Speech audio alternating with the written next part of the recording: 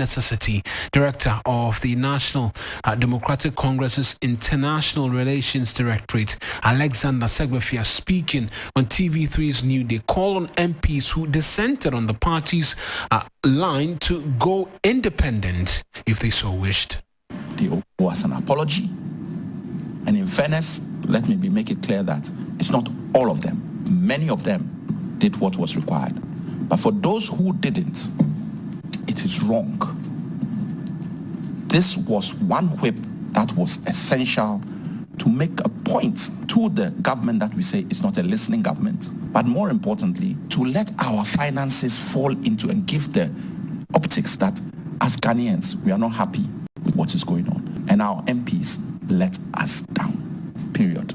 That's where I'm coming from. This is the first time I'm hearing a high-ranking official of one of the two parties saying that the MPs in Parliament, because of a constitutional, a constitutional mandate that they undertook, at least would need to apologize. Why should they apologize? Look, we have a whip system in both parties. True. If you feel that your independent views are always that must go and contest independent. That option is there in our books. You want contest on the ticket of a party.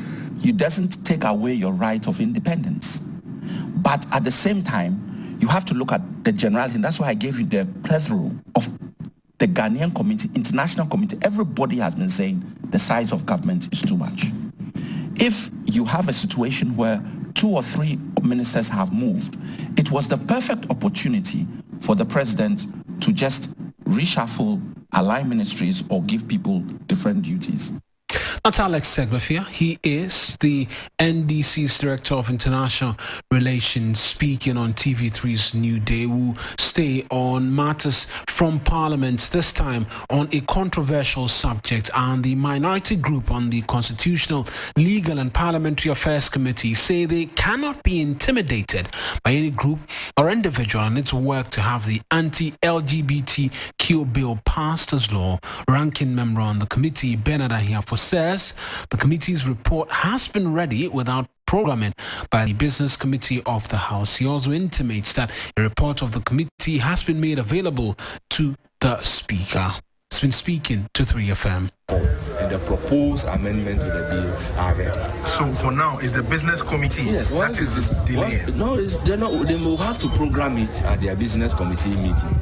For me, as a member of Parliament and a ranking member for Constitutional, Legal and Parliamentary Affairs, I am ready every day to contribute to the second reading of the anti-LGBTQ bill. So once our reports to Parliamentary Affairs correspondent Komla Kluche on the matter, and there'll be a lot more on this for you if you stay with us here on 3FM 92.7. We're streaming live on Facebook. Our handles 3FM 927, as well as on Twitter.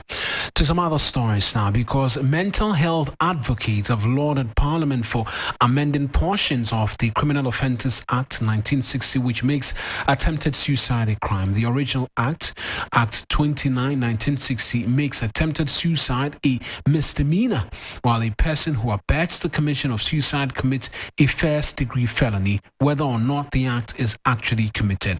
With the latest amendment, attempted suicide would be considered a mental health issue requiring assistance by a lawyer, except of the final consideration of the amendment bill in the House, and a message from one of the sponsors of the bill, Wizakachi South MP Bernard Ahiafo. An act to amend the Criminal Offences Act 1960.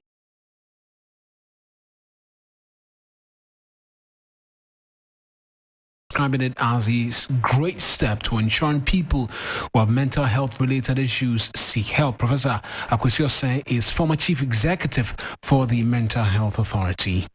In fact, it's one of the best news items for me for the year, because we've been advocating for the decriminalization of attempted suicide all along.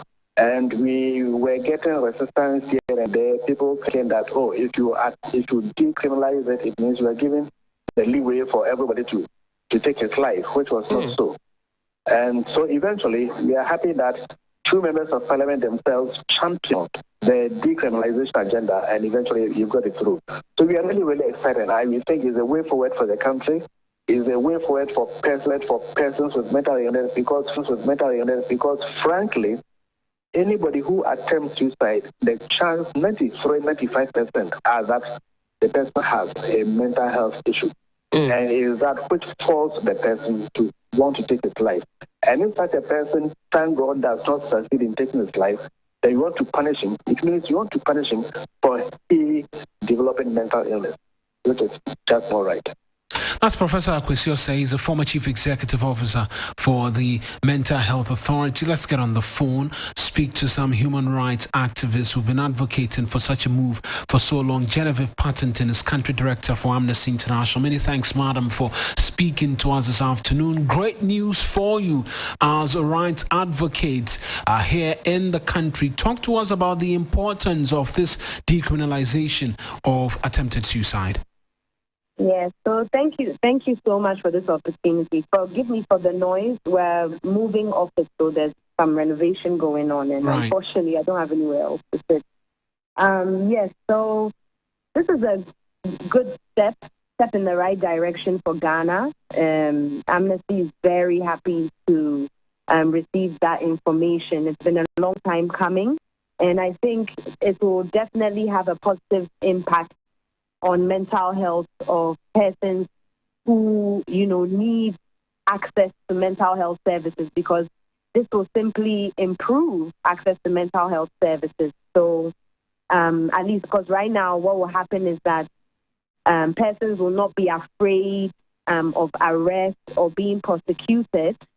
So they would have, a better chance of accessing mental health services and clinical psychologists and the rest. It will also reduce the stigma. I think there's a huge stigma on attempted suicide in Ghana. When people hear someone committed suicide, they say it's a sin and it's against the law. But we have to understand that the persons doing this do have some mental health challenges, and if they have the right access to help them, I think this can go down significantly. There's also, hopefully, that will also lead to an increased sort of empathy around individuals, because once we reduce the stigma, people will now begin to understand the struggle with mental health issues. And we're praying that there'll be much more compassion towards this issue. Lastly, I think it will help in data. It's very difficult for people when they go and see clinical psychologists to admit that they are going through these mental health challenges. And it can be anyone, from mothers to fathers, depending on the trauma you received when you were abused as a child. It can be so many issues. So I'm actually very happy to hear that Ghana has taken a step in the right direction on this. And what will be the expectation with implementation going forward? Because you mentioned how this can help as well deal with stigma associated with persons who've attempted suicide. So I think the next thing is, our dear fellow CSOs need to do a lot of sensitization on the issue. I know that there's a lot being done already. I know the Psychological Association of Ghana, takes this to heart. So, I would be pleading with all CSOs to do a lot of sensitization on the issue so that we can help our country understand that this is not a criminal offense at all, that this is something that anyone can feel they might want to commit suicide, and it's maybe because of, even our economic crisis can have people committing suicide.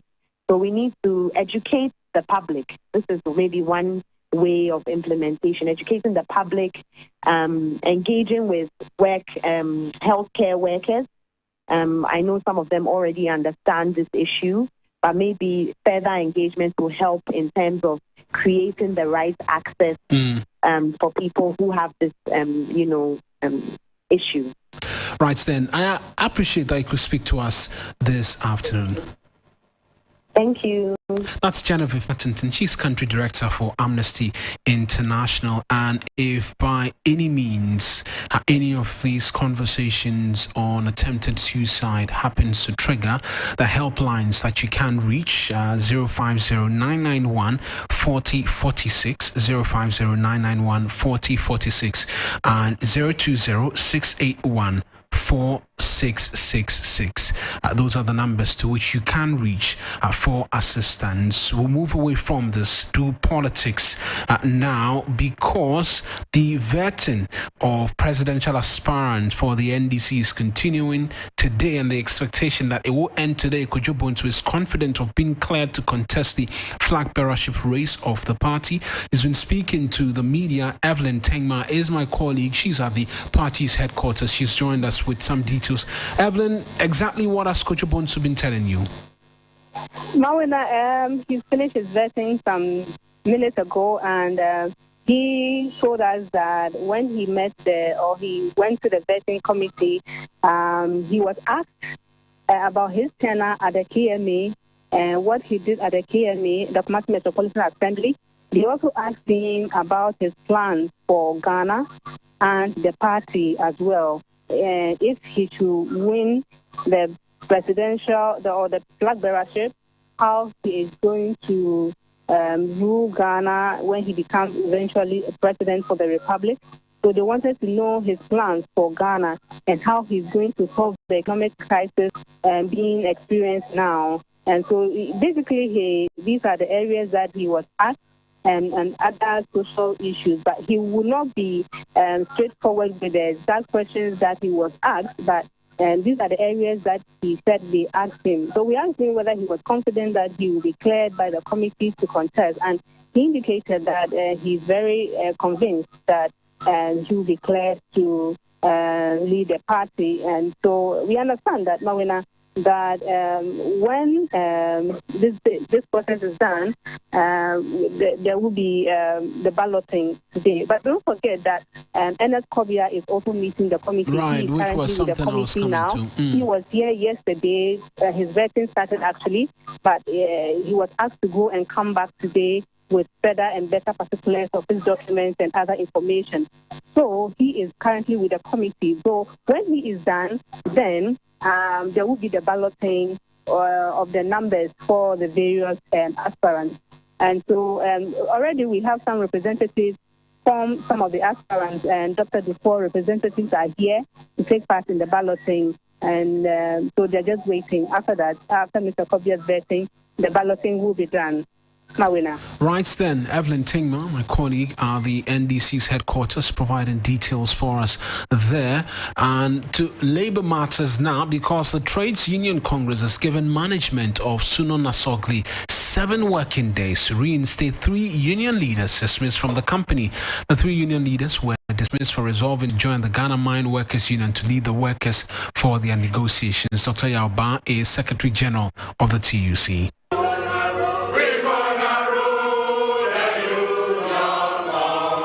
Whether in the formal or informal economy of Ghana, will be allowed to suffer any form of injustice for choosing to join or form a trade union. Even the president of Ghana cannot stop us and stop any worker in this country from exercising his or her right. We are therefore, at this press conference, calling on the management of Suno Asogli Power Ghana Limited and all the authorities concerned to ensure that all the 3 local union leaders of Suno Asogli Power Ghana Limited, whose appointments have been wrongfully terminated, are reinstated immediately.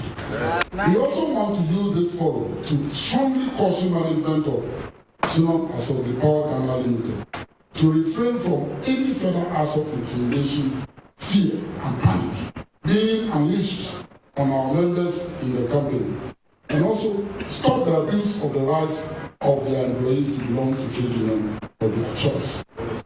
We are serving notice, and notice is hereby served that if by the 3rd of April 2023, the 3 local union leaders who have been dismissed are not reinstated and the various acts of intimidation and victimization by senior members of the Power Ghana Limited have not ceased. The Trade Union Congress and all its affiliate unions shall have no other option than to advise.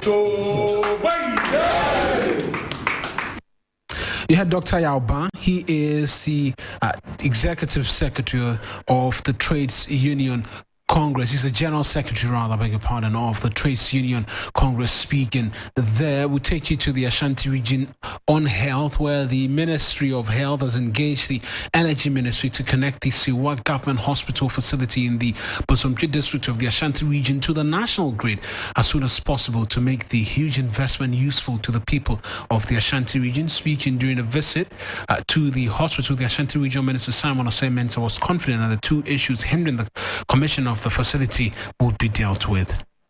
We pray that they can finish latest by maybe June, July, and then because upon completion and then handing over of this project, then the contractor for the main hospital will also start testing of the various equipment that have been installed.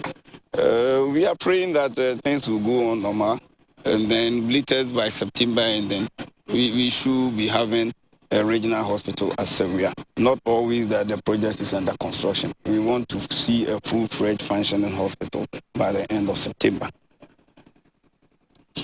Challenges, that the access route, which is being constructed by Mr. Kofi Joe Construction Company Limited, and then part of the fiber cable that has been supplied by the Vodafone company has been destroyed during the construction of the access road. That one won't take a long time the moment we get who is responsible. Simon Osei-Mensah is Ashanti Regional Minister.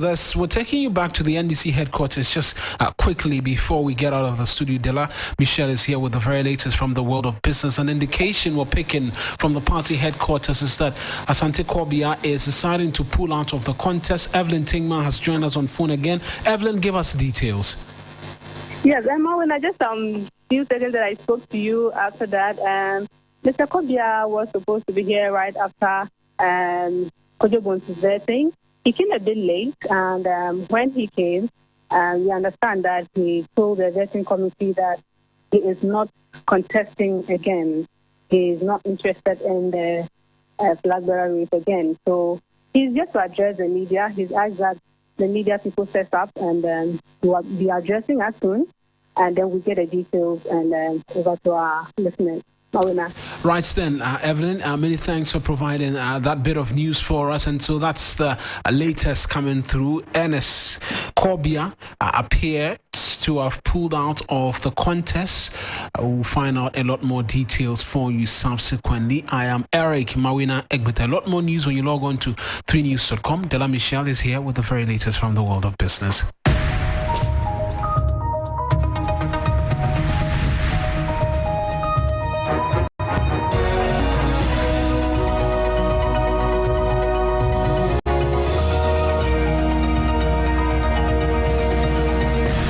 And let's get into the business news this afternoon. Institute of Chartered Economists Ghana says the hike in the policy rate is likely to cripple businesses. Also, Institute for Energy Securities IES has projected further drops in fuel prices at some pumps in the coming weeks, and government seeking to raise close to 1.5 billion cedis on the treasury market this Friday. We have the details of these stories and others coming shortly. Stay with us.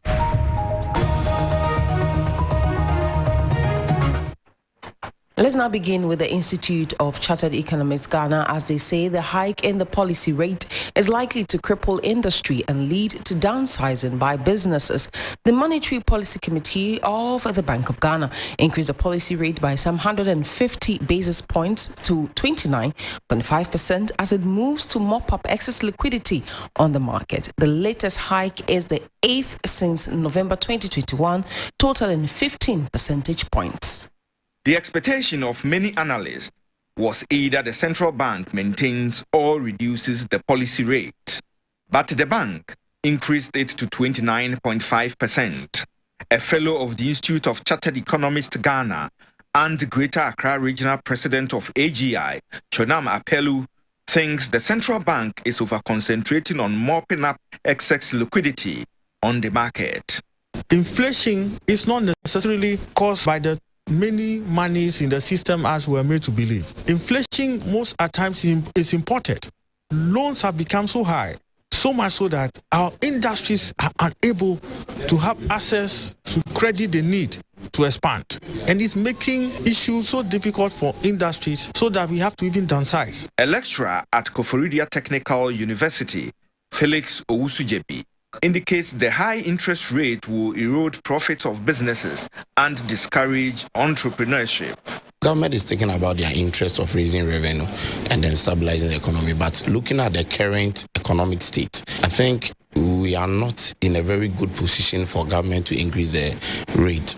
It will make borrowing expensive, and then most of the banks even will declare losses, and then profits of most businesses will go down. Entrepreneurs, young ones who would want to set up businesses, will not be able to access capital to do that. An economist, Dr. Wolanyo Mensah, urges government to relook the country's policy and interest rate regime. Only way we can bring the local economy back on track is to be able to give some stimulus supports to businesses in order to revive them. But if government continue to increase the policy rate, definitely the various commercial banks will also increase the interest rate. Most businesses will be using their profits in the settlement of these debts, and it's really going to collapse more businesses. Well, let's still stay on this matter as the Ghana National Chamber of Commerce and Industry has lamented the Bank of Ghana's latest hike in the policy rate would further push the cost of credit further up. The central bank, in an attempt to fight record-level inflation, increased, of course, the benchmark interest rate by 150 basis points. But in a statement, the Chamber of Commerce warned of dire impact on consumer spending, investment, and possible job losses if the business climate remains unfavorable. This will increase the cost of production to businesses. A lot of businesses suffered a haircut under the domestic debt exchange, and they lost their savings and their investment. So already their cash flow is not in good standing. And then you come in with a policy where the cost of lending will be higher. Businesses will not be able to borrow. So business survival in the next few days is going to be very difficult, and we are likely to see businesses collapsing. And when that happens, people will be laid off.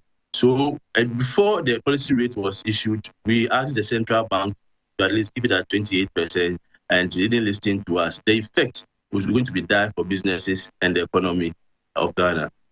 So you heard the voice of the CEO of the Ghana National Chamber of Commerce and Industry, Mark Menu Abwaje, there, saying that, of course, there's going to be dire impact on consumer spending, investment, and possible job losses. Let's move away from that to some good news. Following the relative stability of the Ghana cedi against the US dollar, coupled with the price declines on the part of petroleum products on the world market, the Institute for Energy Securities has projected further drops in fuel prices at some pumps between 2% to 5% in the coming weeks. The price of domestic LPG, which has seen continuous increase in previous price windows, is also projected to post the biggest decline of about 9% in the coming weeks. The second pricing window for March 2023 offered some respite for consumers on the domestic fuel market as prices of fuel dropped for the second time on a row. In the second pricing window, the price per litre for petrol stood at 12 cedis 85 pesos, diesel stood at 13 cedis 39 pesos, and LPG stood at 15 Ghana cedis. Government is seeking to raise close to 1.5 billion cedis on the treasury market this Friday. This will be done through the issuance of the 91-day and the 182-day treasury bills to refinance maturing bills worth over 1.2 billion cedis. The amount of 1.34 billion cedis which government wants to raise this week is far less than the 3.2 billion cedis it wanted to raise last week. The Monetary Policy Committee of the Bank of Ghana increased the policy rate by 150 basis points to 29.5% to reinforce the pace of disinflation. However, many economists and players within the business community have raised concerns about the sharp increase in the policy rate, arguing it will further exacerbate the cost of borrowing to the private sector. In more news this afternoon, some small-scale businesses in Lojokuku and Kro municipalities have complained about the impact of the intermittent power outages in the area on their businesses. The Teshi Nungwa area has been expressing blackouts for some time now, which the residents say is becoming unbearable.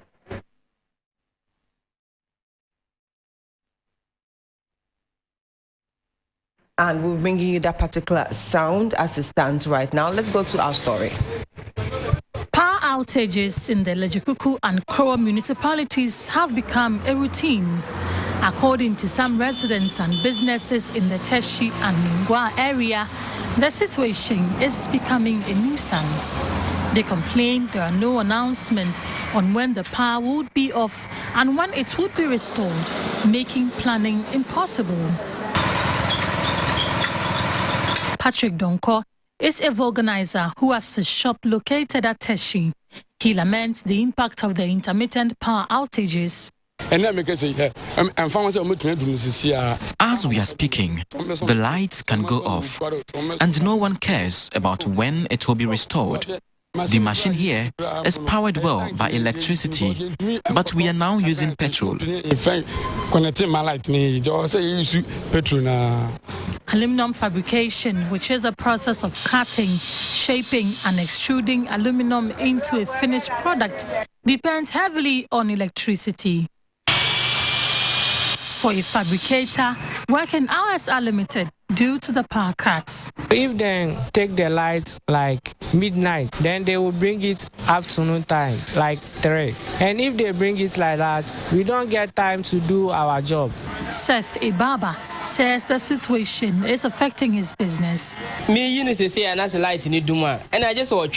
Should the power go off, he would have to wait or go and come back when power is restored. I don't have any other means to continue for him. This is how it looks like at Frandan Printing Press when there's no power to operate. My system unit and some other printers, I don't want to mention, there are many. They are damaged due to the doomso.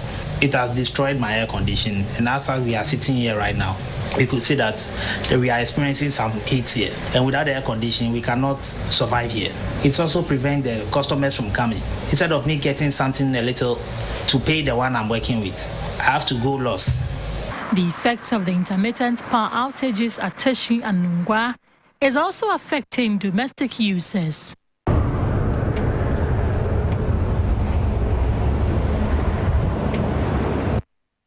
And that's how we wrap up the business news right here on 3FM 92.7. When you log on to 3news.com, there's more business news. My name is Della Michelle. Of course, Urban Blend continues with Black Rasta. Enjoy.